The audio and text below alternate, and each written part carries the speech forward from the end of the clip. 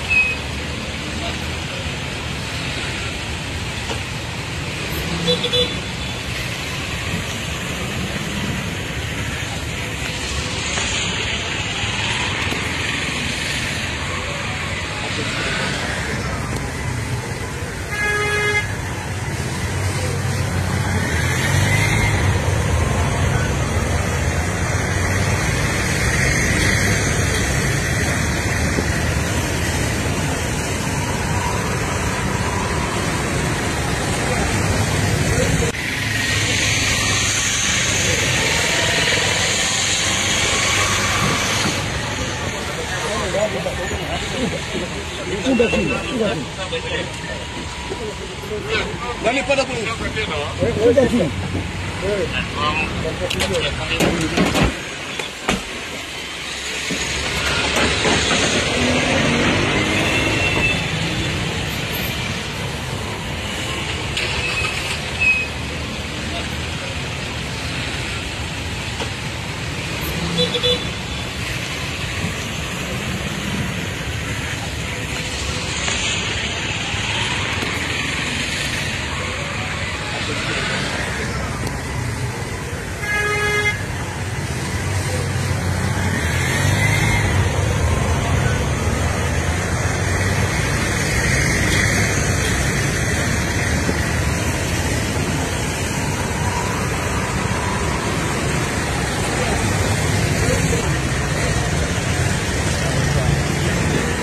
Za siasa hii leo katika eneo la ilani ya chama cha Tanzania Leba chenyewe. TLP bwana wako hapa wanatetea ilani yao katika eneo la elimu na haswa elimu bure.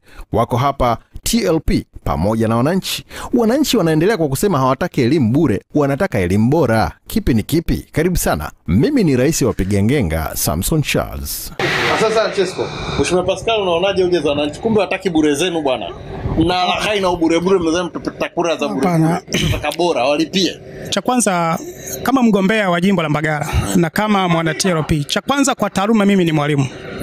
Kwa hiyo hoja ya elimu ninaielewa kwamba ubule uliokuwepo mwanzo ulikuwa ni ubule wa kuwa brainwash watu, yani ni kuwafumba watu. Ubule ndio uzungumzia sisi. Cha kwanza tutaanzia huku chini. Tutawafanya watu wapate elimu ambayo ni bure, lakini tutabadilisha mifumo ya uendeshaji wa elimu. Kwa mfano, tutatengeneza mazingira ya kwamba mtoto kuanzia elimu ya chini aanze matumizi ya vitendea kazi tehama. Maana kwamba tuhakikishe kwamba watu waanze matumizi ya kompyuta wakiwa watoto wadogo ili waweze kupambana na dunia ambayo iko kwa sasa. Samahani Mheshimiwa Pascal, unaonaje hoja ya wananchi kutaka bora sio bure? Ubora kwa Watanzania kwa walivyo kwa sasa, hali yao ya kiuchumi ilivyo, kwa shule zilivyo saizi na mfumo wa uendeshaji wa serikali, hawawezi wakaupata ubora. Mpaka sasa tutakapoingia tuweze kufanya hayo mabadiliko ya kuanza kusimamia kwanza vya kwetu ili tuweze kupata nguvu ya kubadilisha mfumo wote wa uendeshaji wa elimu. Asante sana. Na swali. Sisi tuko kwenye ubora. Leo serikali iliyoko madarakani imejenga shule. Sawa. Hizi shule ambazo sisi labda watoto wetu aidha wadogo zetu ama na sisi tumezisoma hizo shule, hakuna mtoto wa mkuu wa wilaya, hakuna mtoto wa waziri, hakuna mtoto wa tajiri yoyote mwenye uwezo, mwenye kipato anayepeleka watoto kwenye hizo shule. Kwa maana gani? Picha inaonyesha kwamba kumbe hizi shule sio bora, kwa kuwa hao wanaotujengea na hao wanasiasa wanaosema wanatujengea hizo shule, wao mbona watoto hawapeleki wale? Hoja yangu mimi ni hii kwamba cha kwanza, mnapokuja mnasema kwamba nyinyi mnataka kuleta elimu bure. Je, mmeshafanya mmeshafanya uchunguzi mkagundua moja ya sehemu ya watoto wa viongozi na wenye uwezo kiuchumi wanapeleka shule watoto wao katika shule hizo? Naomba kwanza kujibu. Ndio maana cha kwanza ndio maana nimesema kwamba mimi ni mwalimu. Mimi ni mwalimu kwa taaluma. Jamani huu ni mwalimu. Ni mwalimu kwa taaluma. Ni mgombea na ni mwalimu kwa taaluma. Kwa hiyo swala la elimu nalizungumza nikiwa nalimulika kuanzia chini nilikotoka na hapa tulipo. Kwamba ndio maana nikasema kwamba elimu yetu ilikuwa ikitolewa kwa udalali, kwamba wanakuambia bure lakini hawakupi kile unachostahili. Ndio maana nisema kwamba tuingie sasa watu wenye maono mapya ambao tutaenda kubadilisha mfumo kuanzia chini. Sawa? Kwa sababu tukisema kwamba tubadilishe mfumo halafu tuwatoze wananchi pesa, hawataweza kulipia. Hauwezi kumwambia mtoto aje na kompyuta shuleni. Kwa hiyo tutaanza kubadilisha mfumo wote wa elimu. Ili kwamba hata tukimzalisha mtoto aweze, hata asipopata awe na nguvu ya kupambana na dunia, anaweza katoka hapa akaenda Marekani akafanya kazi bila kutegemea soko la ndani. Kwa hiyo tunataka tubadilishe mfumo ili tuzalishe kizazi chenye uwezo wa kupambana. Kwa mfano nizungumze jambo moja tu. Kuna mwananchi analalamika hujamjibu. Hujajibiwa nini? Hujanijibu. Mimi nimeuliza swali. Kwa sababu sisi tumelenga kwenye elimu bure. Lakini sisi wananchi bado tunasema pamoja na hiyo bure sisi hatuamini kwamba tunahitaji elimu bora. Wewe kama tena nashukuru umesema wewe ni kitaaluma ni mwalimu. Asante. Ni hivi tunashukuru kwamba wewe ni mwalimu. Nafikiri mazingira ya uliosoma ya walimu nafikiri unayajua, una uzoefu nayo.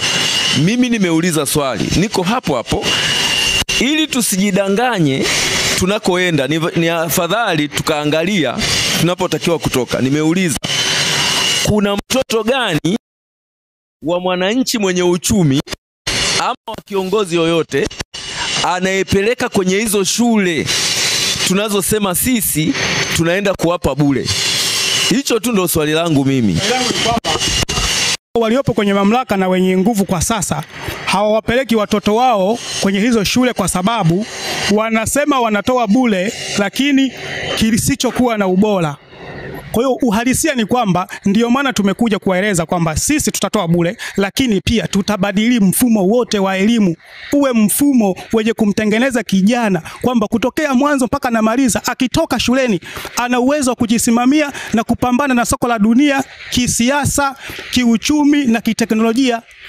Kulivyo sasa hivi ambavyo mtoto anasoma lakini akimaliza shule hana elimu yoyote. Hata mtu anamaliza chuo kikuu hata kompyuta kuifungua hajui. Ni lazima muelewe hawana dola. Kwa hiyo wanailaumu dola na sisi ni kweli tunatambua kwamba Tanzania Labour Party hawana dola. Na tunaamini yuko mtu ambaye yuko mbele na ndio maana wanataka dola. Na wanapotaka dola na sisi tunafanya analysis katika hiyo bure. Ndio maana tukakwambia hii bure ni hoja ya jumla. Ni hoja ya jumla kwa sababu lakini pia mwananchi samani. Inaonekana eneo la elimu bure mmekubali kwamba wanaweza wakawapa elimu bure ila nyinyi mnataka ubora. Kwa cha kwanza wamewashinda hilo eneo. Hapana, hawajatushinda hilo eneo kwa sababu tunazungumzia ubora ni kwa sababu mazingira yalivyo sasa, kama majengo yapo. Umeelewa vizuri? Na tumeangalia kwa sababu sasa hivi elimu imekuwa biashara. Sasa kwa sababu elimu ni biashara na hapa kuna vitu viwili kati ya biashara na umma. Hapa ndo sisi tumebezi kwenye umma ambao ndo sisi wengi tumo humo. Umeelewa? Kwa hiyo ili wale watambue kwamba kuna jambo bora, thamani ya Galanosi, thamani ya Kibaha, thamani iliyowahi kuwa Mazengo sekondari, ile thamani halisi Msalato Girls ile thamani, ule ubora ambao uliwafanya watu wakaupata au kupata kwa sababu pale kuna mtoto wa mkoa wilaya, ni kwa sababu pale unapata kitu bora. Manake katika chungu chetu cha uzalishaji, kuanzia kuzalisha walimu, kuanzia kuzalisha mitaala yetu, tuna mfumo ambao umekuwa separate. Umeelewa? Kwa hiyo tunapozungumzia ubora, manake alitakiwa mtu ambaye anapokuja anatuambia kuhusu ubora wa elimu, manake anatunyooshea njia kwamba tutafanya 1, 2, 3. Ndio kusema tu bure ni kwamba in fact ni kwamba utalipa walimu. Umeelewa? Manake utachukua eneo la walimu kama na walinzi na zile facilities za shule ukazibeba.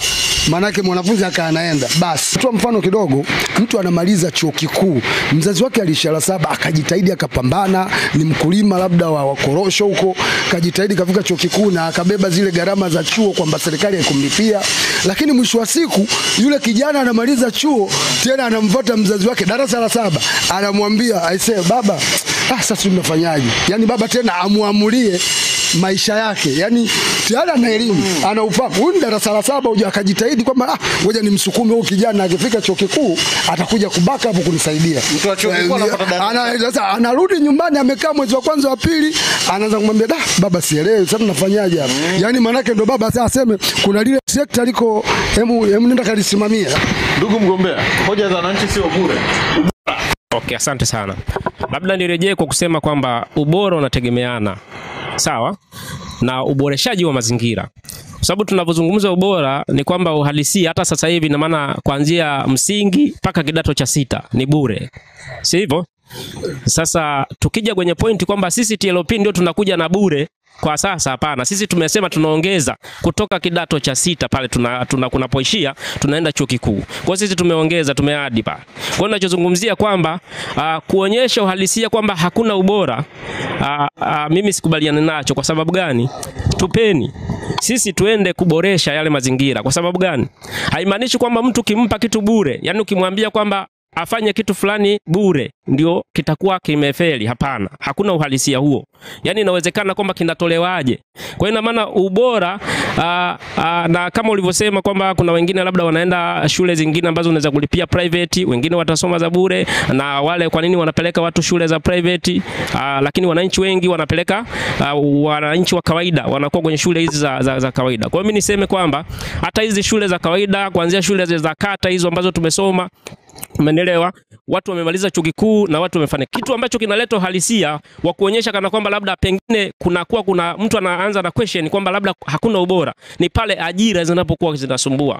Mtu anarudi mtaani anaonekana sasa elimu haijamsaidia au imemsaidia. Yani kuna maswali hayo. Lakini uhalisia ni kwamba sisi tutakapopata ridhaa ya kuongoza nchi, si ndio? Kama TLP, maana yake sisi tumejipanga kwenda kuboresha yale yaliyopo kule ndani ili watu wanayepata ile elimu hata kama ni bure, maana yake waweze kuja huku mtaani, na kama hakuna ajira watu waweze kufanyaje?